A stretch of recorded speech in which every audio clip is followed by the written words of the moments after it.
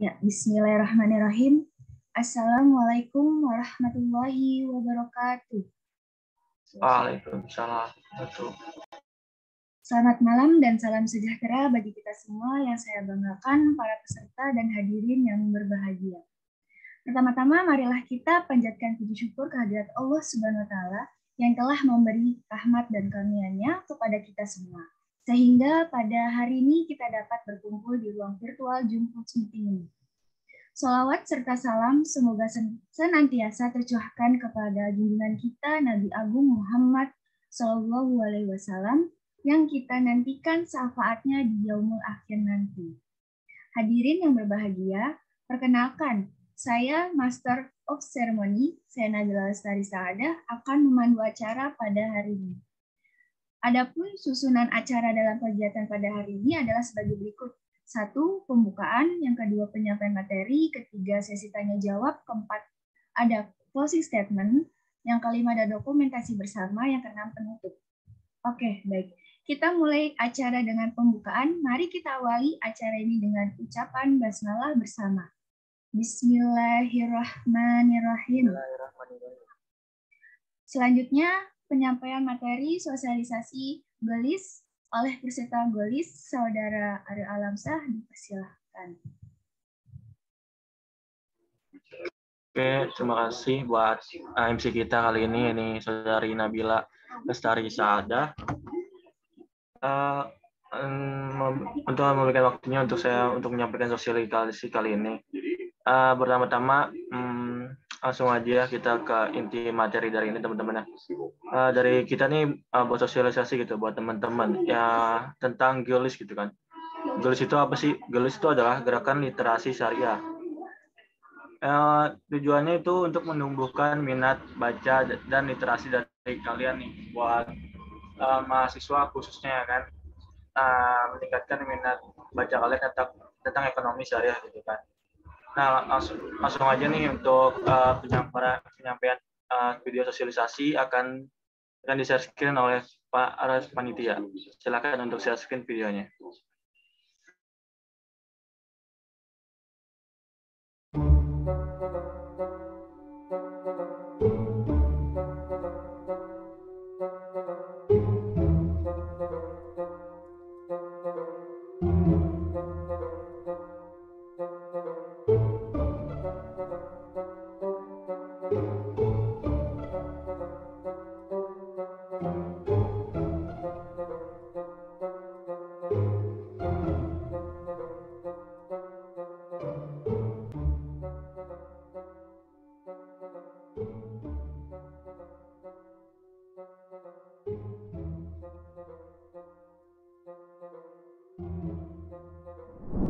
Indonesia adalah salah satu negara dengan populasi umat muslim terbesar di dunia.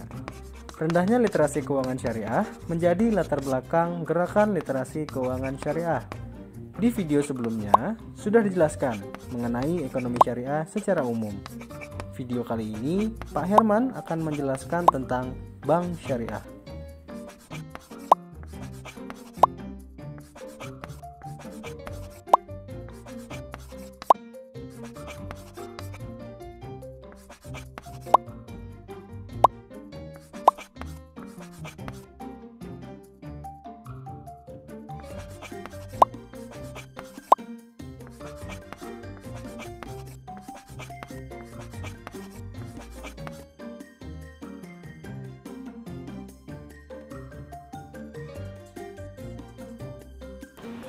Saat ini kita akan bahas tentang bank syariah.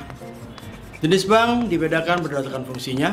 Yang pertama, bank umum dan bank umum syariah adalah bank yang melaksanakan kegiatan usaha secara konvensional dan berdasarkan prinsip syariah yang dalam kegiatannya memberikan jasa-jasa dalam lalu lintas pembayaran. Adapun jenis usaha bank umum dan bank umum syariah ada 3. Yang pertama, menghimpun dana masyarakat. Yang kedua, menyalurkannya kembali kepada masyarakat. Dan yang ketiga, memberikan jasa-jasa dalam lalu lintas pembayaran dan jasa perbankan lainnya. Yang kedua, jenis bank berdasarkan fungsinya adalah bank perkreditan rakyat dan bank pembiayaan rakyat syariah. adalah bank yang melaksanakan kegiatan usaha secara konvensional dan berdasarkan prinsip syariah, yang dalam kegiatannya tidak memberikan jasa dalam lalu lintas pembayaran.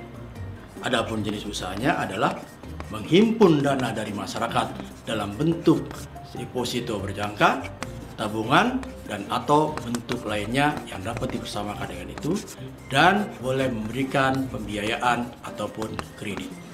Jenis bank juga dibedakan berdasarkan kegiatan operasionalnya. Yang pertama, kita mengenal bank konvensional. Adalah bank yang beroperasi menurut apa yang sudah menjadi kebiasaan dan berdasarkan kesepakatan umum, seperti adat, kebiasaan, dan kelaziman.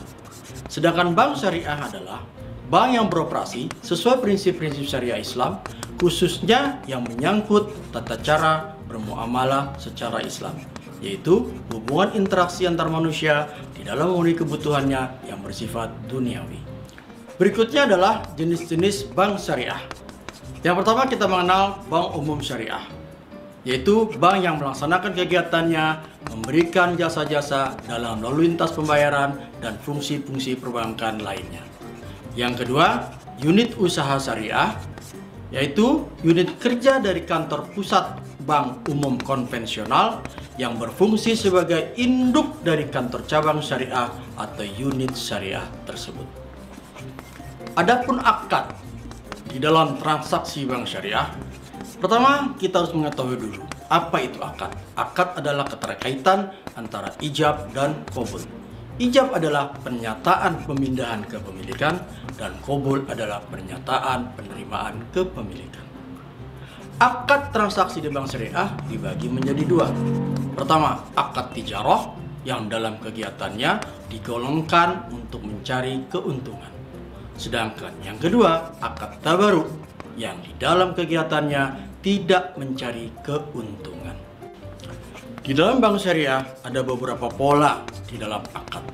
Pola yang pertama, pola titipan, yaitu akad wadiah yad amanah. Maksudnya, nasabah menitipkan hartanya ke bank syariah dan bank syariah tidak boleh menggunakannya. Namun, bank syariah boleh menerima biaya titipan.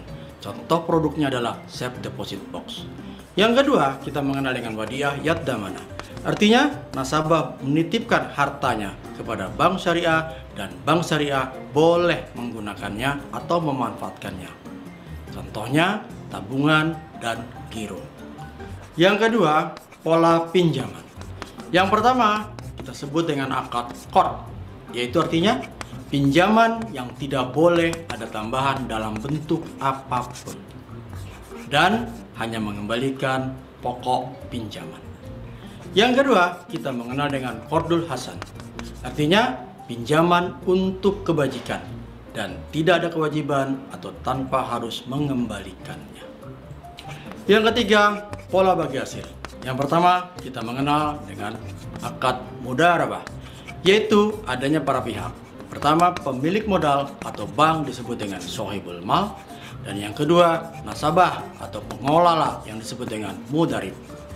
Bekerja sama di dalam usaha dengan prinsip bagi hasil berdasarkan nisbah yang telah disepakati. Di dalam mudharabah ada dua yang dikenal. Pertama, mudharabah mutlaqah, yaitu menyimpan dana, pemilik dana, sohibul mal tidak membatasi atas harta yang disimpan.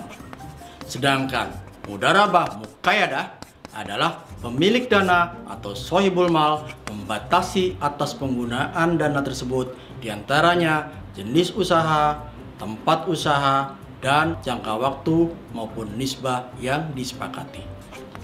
Pola bagi hasil lainnya adalah musyarakah. Apa perbedaan musyarakah dengan mudharabah? Terletak pada penyertaan atau kontribusi modal dari pihak nasabah ataupun mudharib. Di dalam musyarakah ada yang dikenal dengan musyarakah mutanakisah, yaitu salah satu pihak, dalam hal ini mudharib, membeli porsi bank secara bertahap hingga jatuh tempo musyarakah mutanakisahnya. Pola berikutnya adalah pola jual beli. Yang pertama dikenal dengan murabahah, yaitu nasabah akan membeli suatu produk tertentu dan meminta bank untuk membelikannya sesuai dengan kriteria yang sudah ditentukan. Yang perlu disepakati adalah harga beli, harga jual, dan margin. Di dalam murabahah, barangnya harus ready stock, tersedia, cara pembayarannya dapat diangsur, dan barang diterima di muka setelah akad. Yang kedua yaitu salam. Salam biasa dipergunakan untuk pembiayaan pertanian, perkebunan, dan perikanan. Dalam salam, barangnya harus dipesan terlebih dahulu, pembayarannya dilakukan di muka, dan penyerahan barangnya dilakukan kemudian. Akad yang ketiga dalam jual beli adalah istisna. Artinya, barangnya dibuat terlebih dahulu, bayarnya sesuai dengan periode atau by termin, dan barang diterima kemudian. Pola berikutnya yaitu pola sewa. Yang pertama, ijarah, yaitu sewa manfaat atas suatu barang.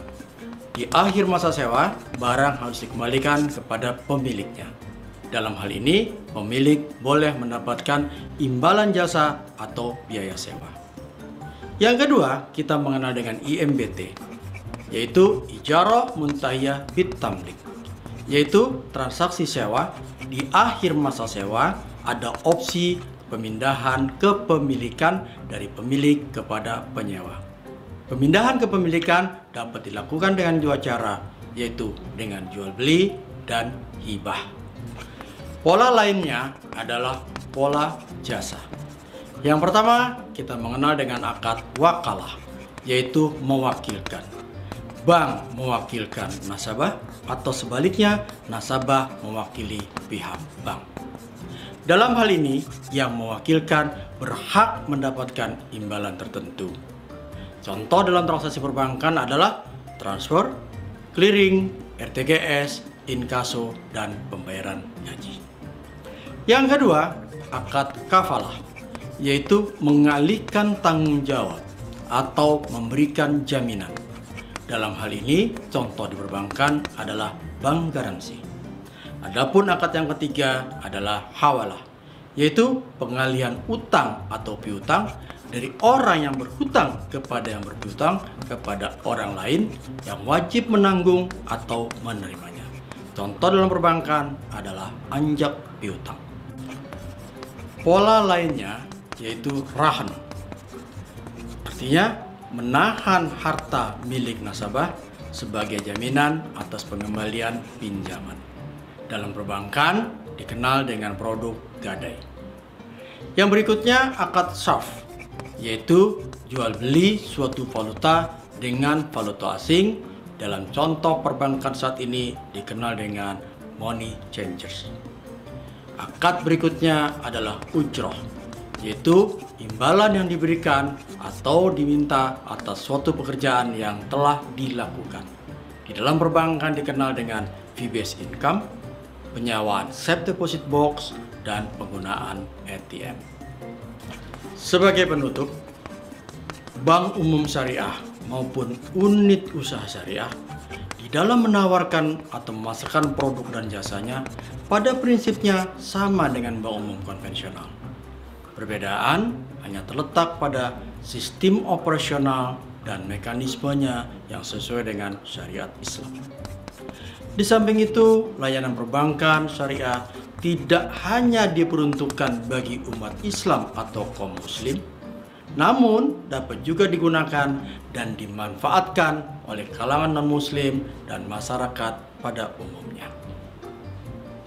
Demikian penjelasan Pak Herman tentang bank syariah. Semoga video ini dapat memberikan pemahaman tentang keuangan syariah. Sampai jumpa.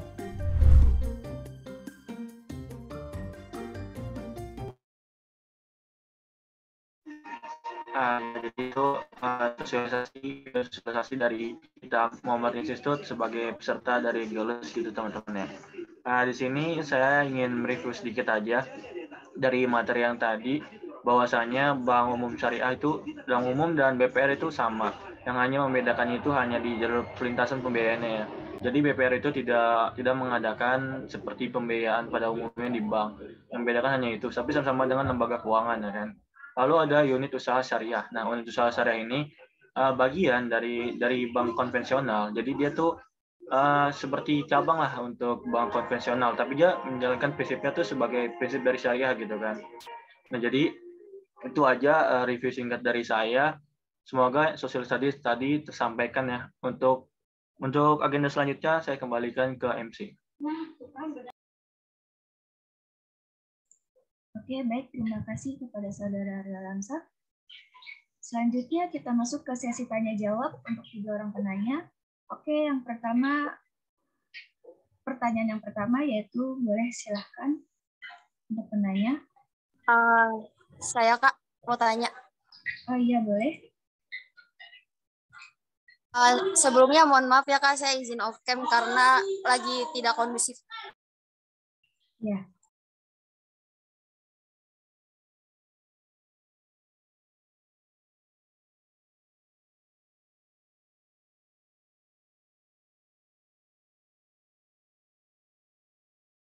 Saya mau nanya gini, berdasarkan materi sosialisasi tersebut, terdapat bank umum syariah dan unit usaha syariah.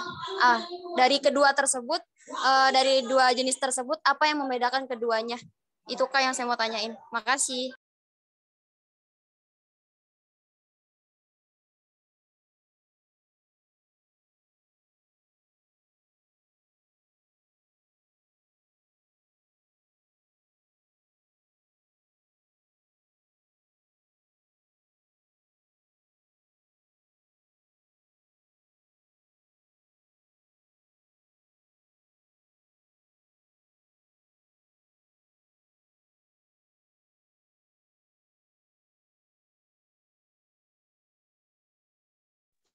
Kak, aku mau nanya.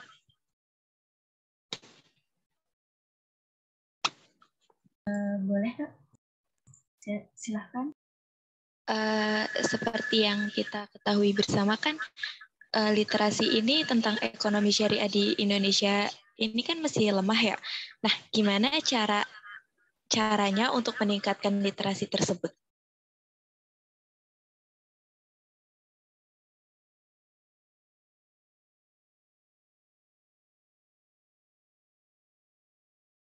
Terima kasih. Penanya yang ketiga.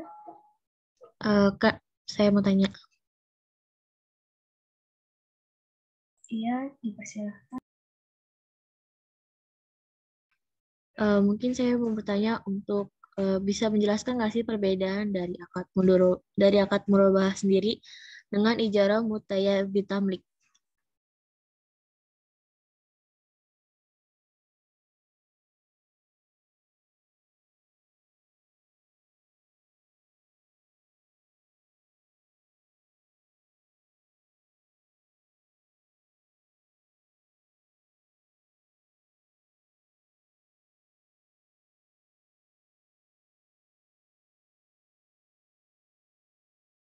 Oke, gimana Saudara Arya Alamsa untuk menjawab pertanyaannya?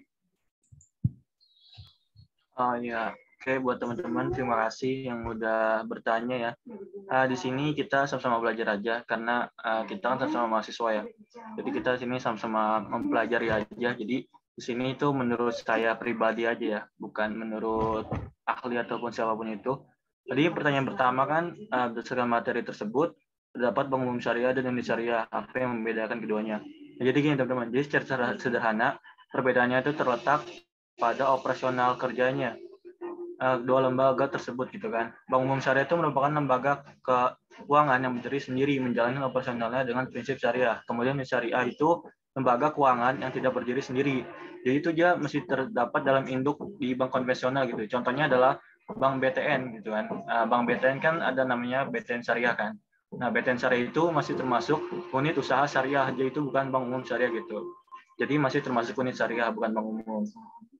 Jadi itu dia masih bergabung dengan induknya. Tapi pas rapor dari transaksinya itu dipisahkan gitu. Jadi karena kan kalau bank konvensional kan tentu kan riba gitu kan, itu haram ya.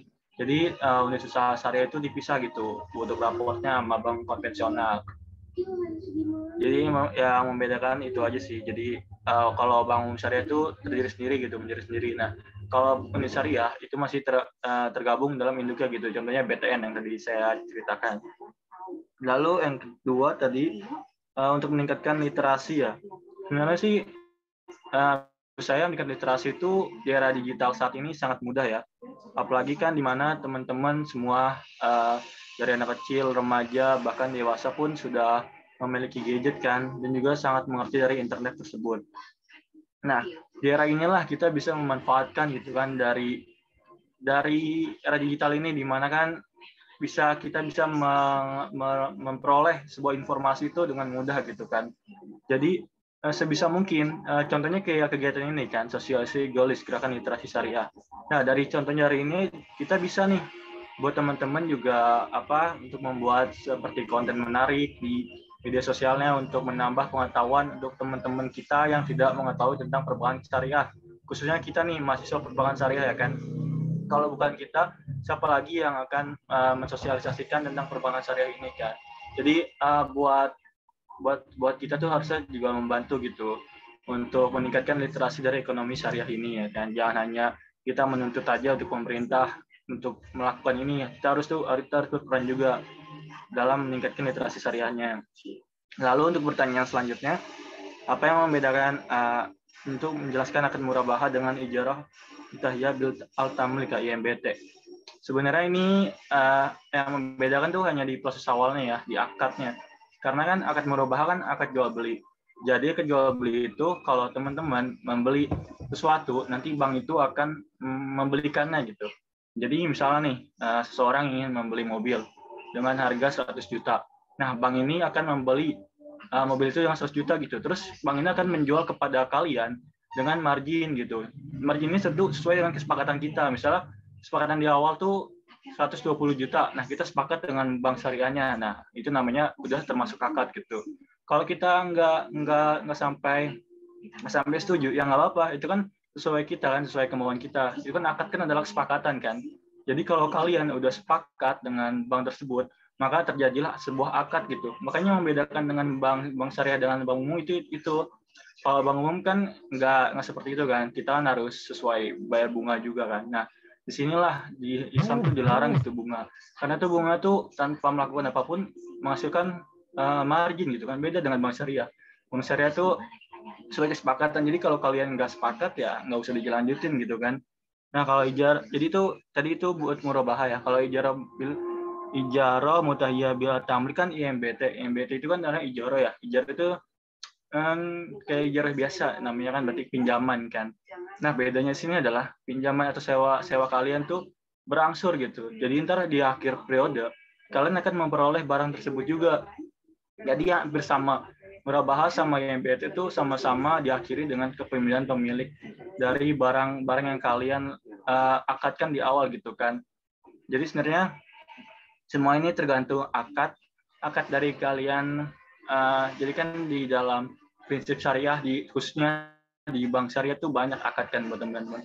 Ada jual beli, peminjaman, pembiayaan, ada sewa juga, ada pinjaman. Jadi tergantung. Nah, disinilah makanya harus ditingkatkan literasi kita. Karena untuk kata-kata kosakata dari syariah ini tentu masih awam ya kan di telinga kita. Apalagi untuk mahasiswa perbankan syariah pun masih sangat awam gitu kan. Jadi itu aja sih untuk semua pertanyaannya. Mungkin saya balikan ke MC. Oke, baik. Untuk Saudara Musa, terima kasih juga untuk para penanya. Oke, baik. Susunan acara selanjutnya yaitu closing statement oleh Saudara Alamsyah. Untuk Saudara Aryo Alamsyah dipersilakan. Ya, terima kasih buat MC. Untuk closing statement kali ini sesuai dengan tujuan dari diadakannya acara ini nih, Golis Gerakan Literasi Syariah, di mana tujuannya itu untuk meningkatkan minat baca dan literasi tentang ekonomi syariah gitu kan. Untuk closing statement-nya adalah teruslah meningkatkan minat baca teman-teman semua terhadap ekonomi syariah. Karena jika tidak memulai dan jika bukan kita, siapa lagi yang akan meneruskan semangat meningkatkan literasi masyarakat Indonesia ini. Jadi buat kita mahasiswa agent of change ini harus bisa memiliki peran yang penting gitu kan. untuk perubahan bangsa. Bisa kita ini jangan hanya menuntut untuk pemerintah melakukan perubahan, tapi kita lah harus berperan untuk melakukan perubahan tersebut. Itu aja untuk closing statement dari saya. Semoga teman-teman mendapatkan ilmu terbaru. Paling ada tanya aja nggak apa-apa nanti di PC. Gitu aja sih. Saya kembalikan ke MC.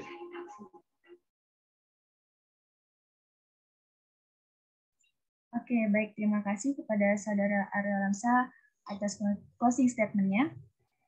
Untuk sesi terakhir yaitu sesi dokumentasi yang akan dipandu oleh saya sendiri. Untuk para peserta dimohon untuk on kamera terlebih dahulu ya.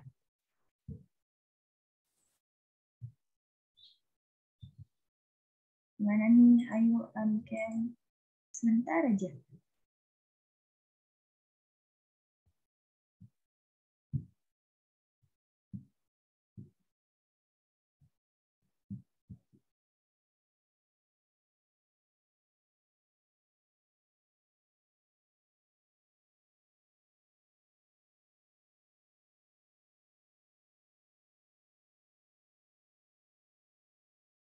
Oke, saya mulai ya. 1, 2, 3.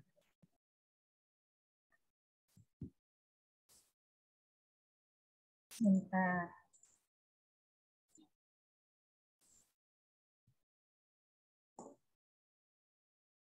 Oke, sudah. Terima kasih.